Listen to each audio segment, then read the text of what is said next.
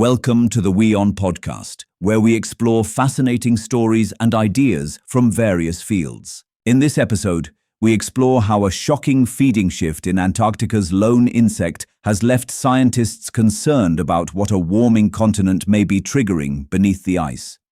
What researchers uncovered next reveals how even the most isolated ecosystems are no longer untouched by human activity. Microplastics have invaded the world and have reached even the remotest corners. Antarctica is no exception. Scientists have now made an even more worrying discovery, finding microplastics inside the only bug that lives on the frozen continent. Belgica antarctica is a small fly, only about the size of rice. It lives inside moss and algae and feeds on dead plant materials and recycles nutrients present in the Antarctic soil. A study published in Science of the Total Environment has revealed the presence of microplastics inside these tiny creatures. The discovery brings forth a startling situation, showing the increasing levels of pollution in Antarctica. Jack Devlin, study lead author and an entomologist at the University of Kentucky, said in a statement, "Antarctica still has much lower plastic levels than most of the planet, and that's good news. But we can now say they are getting into the system, and at high enough levels, they start to change the insect's energy balance." Research ships and missions have been found responsible for leaching plastics into Antarctic ice, according to earlier findings.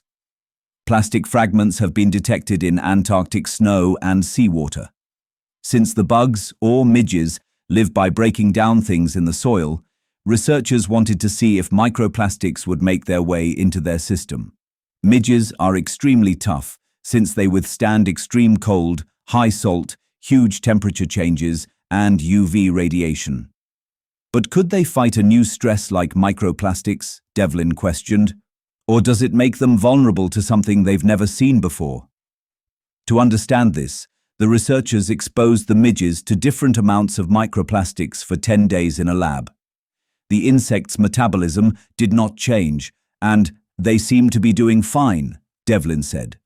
They also noted that the only time the midges fed on microplastics was when the microplastic beads was at the highest concentration levels. They then collected midge larvae from 20 sites on 13 islands in Antarctica. Their gut was checked for plastic, and of the 40 larvae, the team found only 2 microplastic fragments. Devlin admits that microplastics are not flooding these soil communities at the moment. However, this is an early warning that the pollutant is slowly spreading in Antarctica. Thanks for tuning into this incredible story. If this episode resonated with you, don't forget to hit the like and subscribe button for more captivating stories to come. Stay tuned.